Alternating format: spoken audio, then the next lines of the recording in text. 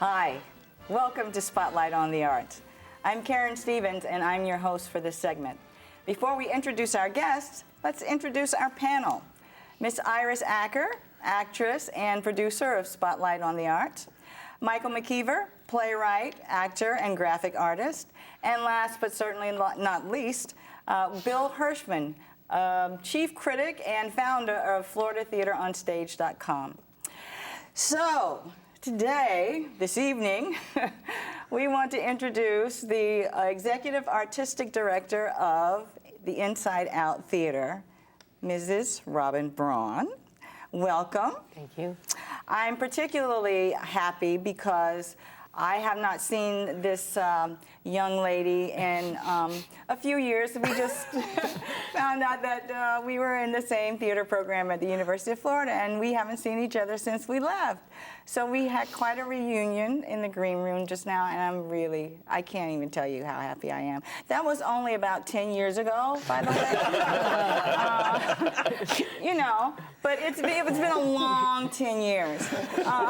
Hi, Robin, how you doing? I'm good, thank you. It's so good to see you. Likewise. And of course, I've heard of the Inside Out Theater, for years here in South Florida, and had no idea it was you.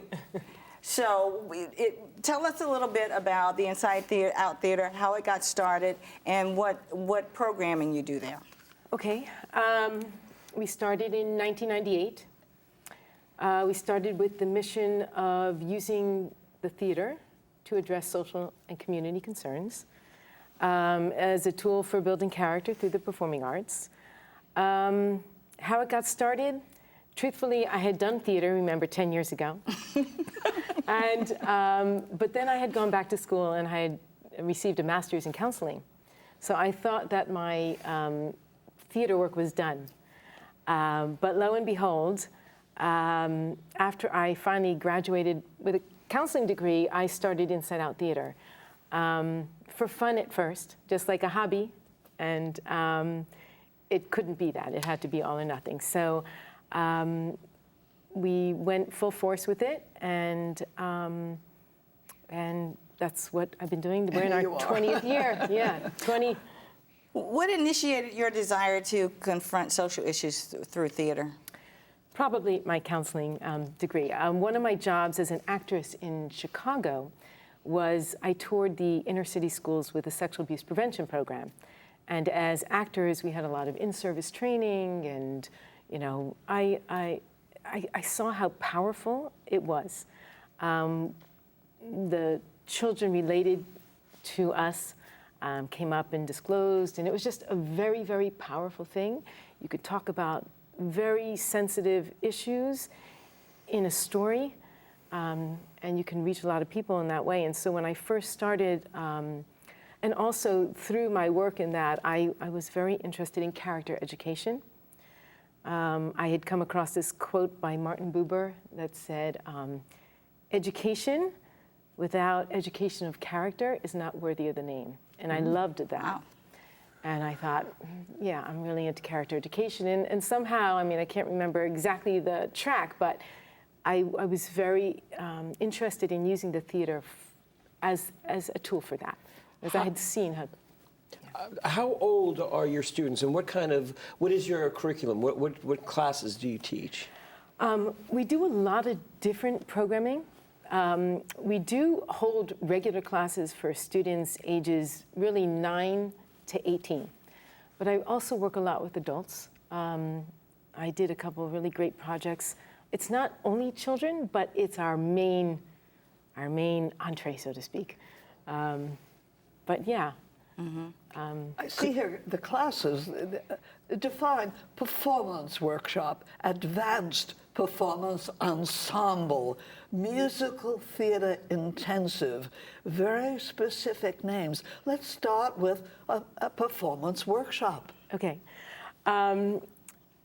Basically, most of our classes, not all, because we offer some improv classes that don't result in big musical theater productions, but most of these classes are production-oriented, and so performance-oriented. So we go in, and of course we teach, and it's hands-on learning, and there's a lot of process involved, but the end result is a production. Mm-hmm. So that's why it's called performance ensemble, or as you get older, it's the advanced performance ensemble. And expectations are different for older students and more experienced students, and we don't maybe coddle them as much as the younger students, and try to give them more of a professional experience. You have quite a staff. Have a choreographer. Well, tell us about it. Marisol, for example, let's start with. Okay, she's our musical director. Yeah. She also acts as our creative director because she's artistically very talented. And she teaches the music and voice and takes care of all the, the musical direction. And then we have Idalmi, Miss Edie, who is a phenomenal choreographer. And that's our core. That's our core. My favorite question is, what about the children who just want to be in a show? I don't want to go through, just want to be in a show. Where are they to go? What are they to do? Do they have to take all these classes in order to be in a show? Well, the class is the show.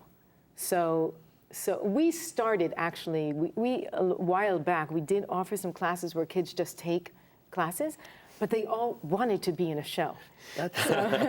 So we changed it. And Yeah. it's not just classes, the class is the show, ends in the show. Because you are essentially a theater company that has a focus on young audiences. Is that not correct? I would say essentially, but not totally. Right, exactly. Because you did have theater for older audiences at one time, and still do sometimes, right? Right. Okay. Right. Okay. So what would you? How do you cultivate the partnerships with the community that you do? Because I noticed that you have a lot of partnerships.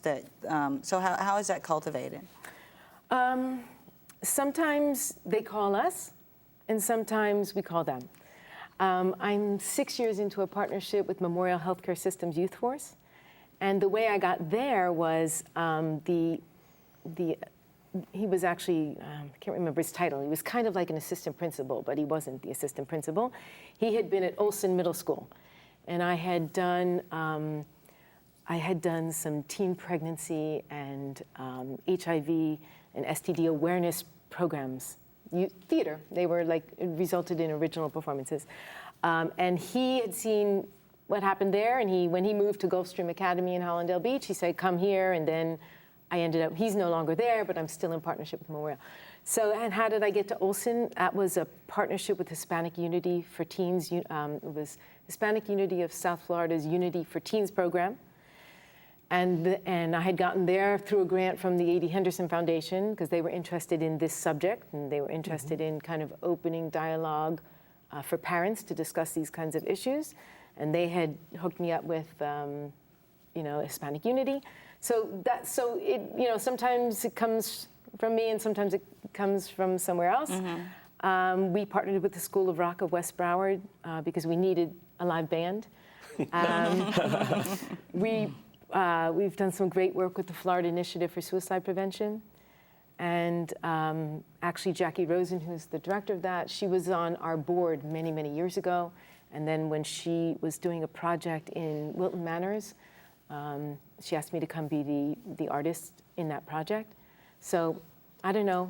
I feel fortunate when I have a good partner. This is great because you're tackling really hard-hitting social issues, but at the same time you're addressing it through the arts, which is always a great way to draw attention and focus on it.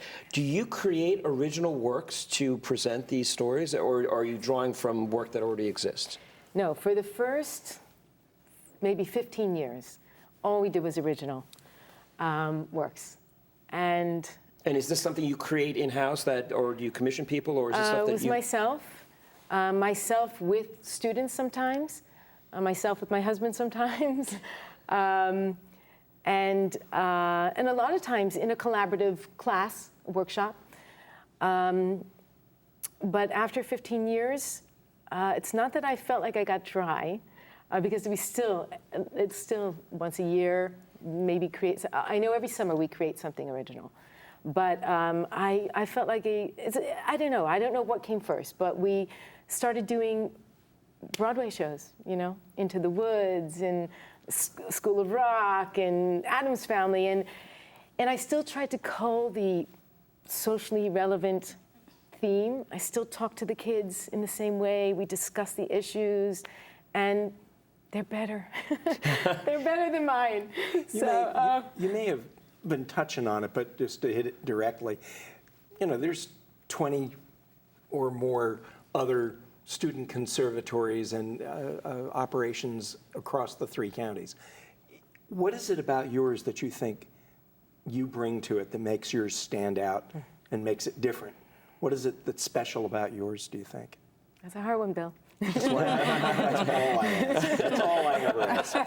Because there's a lot of good, as you say, a lot of good places doing similar things. But you have a vision that's unique to you. I What is that? think it is making sure that it's being used as a tool to do the things we talked about, to address the social issues, to give students that outlet to express themselves so they can understand themselves, so they can understand what they're going through, so they can understand society. I really focus a lot on the character education. And I really focus, I do not like to, we're not about creating stars. We're about creating stories and moving our audiences. So I don't put their 8x10 pictures up on the walls or anything like that. I really stress if you're coming for a particular part, you're in the wrong place. We're an ensemble of storytellers who come together to produce a piece of art. Well, when somebody says something like that, there's often an anecdote in the back of their mind, something that actually happened, that you go, yeah, that's a really good example of what we do and how we do it, and that stands out. One anecdote. Well, we only have a half hour. So. Well, while you're thinking of that, I think that's a great way to build community. Yes. And it's very unique that you say you don't put pictures up and you don't single people out, and I think that's kind of new and revelatory, and it's a good way to have everybody on the same playing field and coming at the work, with the same energy. So I commend you for that. Can I jump in and say, I think that what you said about building community maybe ties into Bill's question, because the anecdotes that I hear all the time are, thank you for the family, this is my family, this is my home. And it's like being able to create those really strong interpersonal bonds. And because theater can be not a good place too, if you don't really strive for all the positive things, it could be a place of disappointment and rejection and backstabbing and jealousy and rivalry, and it can. So I really try to focus on the community building and all those other things, but yeah. It's the title of your theater, I'm sorry, Michael, Inside Out, Divine. Divine? Why? Because originally it was about telling stories that were inside and kind of bringing them out, delving into issues that were not, so out there. In regard to, you were talking about community, I think it's wonderful. And you were talking about using the people the students that take your workshops, that they start as young as 9 and work up. Do you have people who've been with you for as long as 7, 8 years? They stay that long? That's wonderful. Can you talk about that? Well, actually, we used to start our classes earlier, at 7. And so I have students who've been with me since they're 7. Wow. They're now in high school, soon to graduate, and many of them are serving on our junior board of directors. They do stay that long. They get hooked. They got hooked. I've done work with a Southeastern-based organization that's based in Atlanta that their mission is to address social issues through community art. And I've been with them for quite a few years, so this is something that hits home for me. it's not easy work to do when you're addressing the isms of social issue. Can you talk a little about some of the things that you do focus on specifically in the work? Sure. Can I tell you about a project that I felt it dealt with a lot of isms? It was 2 years ago. We got this grant from the Community Foundation of Broward called The Art of Community. I'm sure you're familiar with it, but it was about using the arts to engage communities about difficult issues. So I worked in Hollandale Beach, and we used the theater to bridge the demographic divide. The project was called Removing the Tracks, Acknowledging the Past, Creating the Future, because there was a big demographic divide surrounding the railroad tracks. And it was a phenomenal project because the theater, it just crosses all those divides. It really does. You come together, and it doesn't matter anymore whether you're male or female, or old or young, or what color skin you are, or anything. It's just we're here to touch each other in a soulful way. I don't know how else to describe it, but it does. It crosses those divides. So. I mean, because even though we come from different cultures, we are members of the human community, and there are things that there are more things we have in common than we have that are different. Yes. So I think that theater helps bridge that gap and helps us find the commonality in all of, in our humanity. Yes. And ultimately, I think that's the goal. And I'm assuming that you're pretty successful at that. But it's great that you're willing to confront these things because so many people run away from things that are hard to deal with. Right. And so the thing that is a common denominator for all of us is art. Right. Right. Where is home? Where are you teaching now? Where is yours? We've never had a permanent home, although we've always longed for one. But I was telling Bill earlier, it's been good and bad. It's been bad because you don't have the flexibility, but good because we've been able to be everywhere, a lot of places. Right now we offer classes in Weston. I have the outreach program in Hollandale Beach. Our performances, we are doing Hunchback of Notre Dame, and it's going to be at the Sunrise Civic Center. We started doing a lot of our performances there. Sunrise Civic Center, okay. It's a fantastic theater. And the Miniachi, the Rosenalford Miniachi, Nova Southeastern space a lot, but we don't have our own permanent space. If I want to enroll, if I'm interested in finding out about your workshops, how do I go about finding out? Where do I go? To our website, which is insideouttheater.org. And do you run straight through the year? Do your workshops run throughout the year? We do. With semesters, fall semester, spring semester, and summer programs. Got it. Yeah. And how long in duration are they? About a semester long, except for the summer, and the reason it's called intensive is because we do it in 3 weeks, 3 or 4 weeks, so it's pretty, But they run about a semester long. Yeah. And you said you're reaching out to adults as well now. Well, yes, like our project Removing the Tracks was with adults. It was geared for adults. We did the Not Alone Expressions of Hope project in Wilton Manors. It was all adults.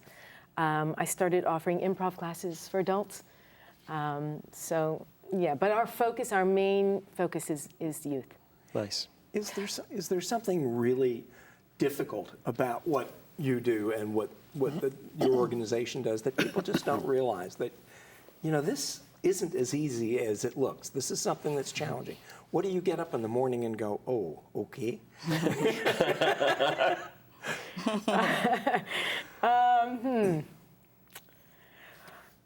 Well, I don't want to say funding because that's so boring.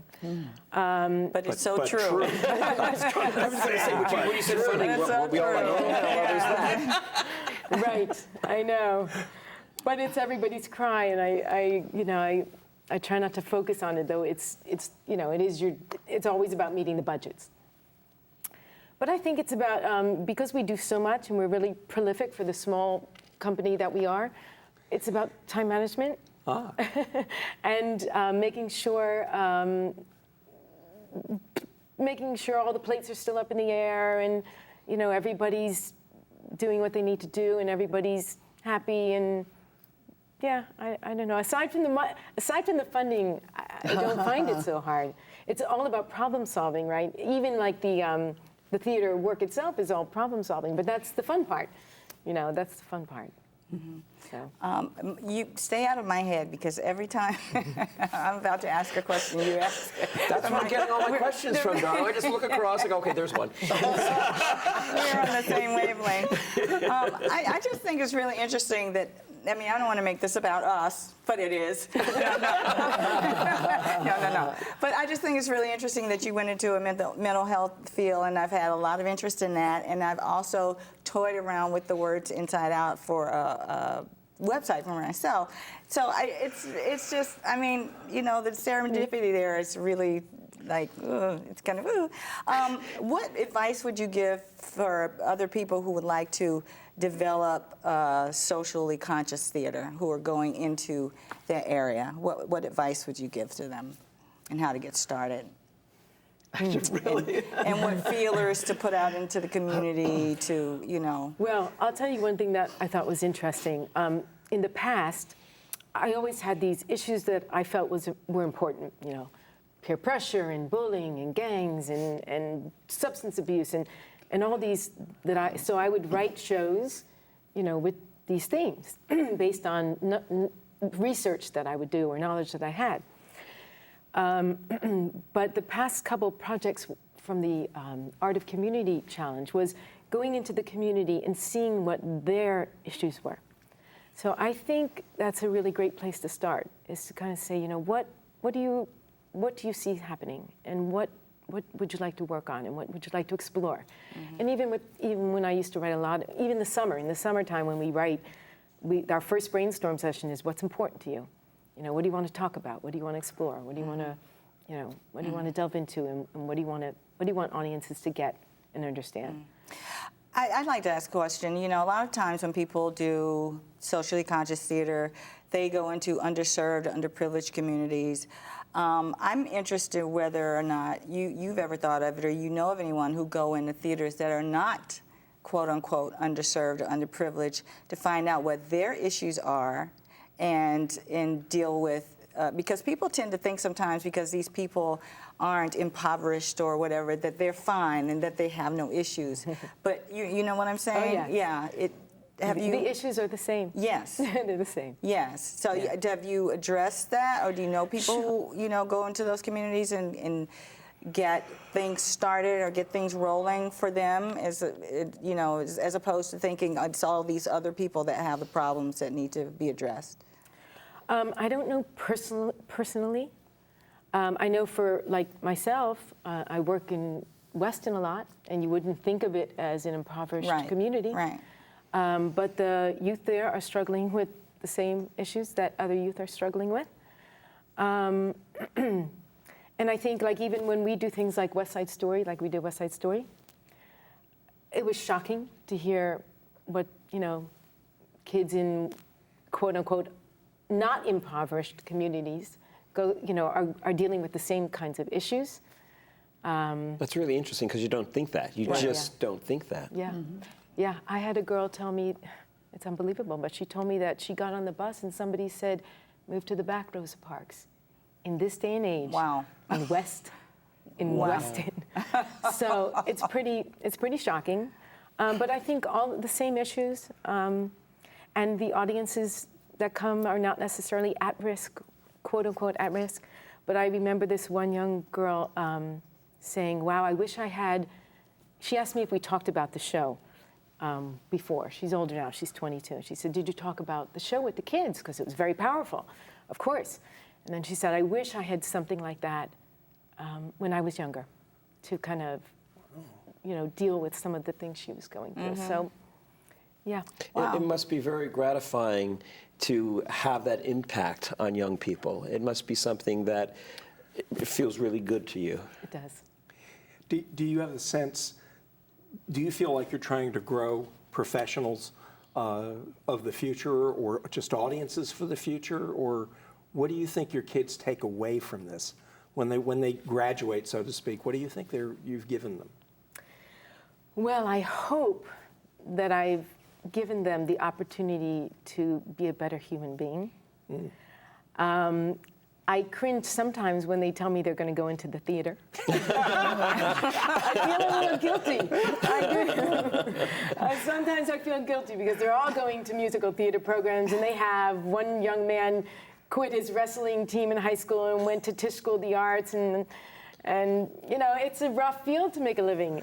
But I think it's changing. I think in the future there's going to be a lot more opportunities, and I hope that they're better human beings. I was going to say they will go into theater being better human beings, and that's all you can hope for. Yes. You know, it's being a young person who's more socially aware and socially conscious, and who's able to make more informed decisions and healthier decisions for themselves. Yeah. Going into this field, I think that's a really good thing, a really good thing. Thank you so much for being here with us today. I am overjoyed. You know, I don't know if you could tell or not, but I really am overjoyed to you know, come in contact with you again. We had a great time in Florida, you guys. We had a great time in Florida. You know, we all commend you for what you're doing, and thank you. And we hope that you get all the support that you need. Thank you. And thank you for joining us here today on Spotlight on the Arts. If you'd like to know what's going on in the theater community, please visit FloridaTheaterOnStage.com. It'll give you a comprehensive view of what you can find in the South Florida theater community. Thank you, Michael. Thank you, Iris. Thank you, Bill. Thank you, Robin. Thank you, Karen. And thank you to our audience. We'll see you next week.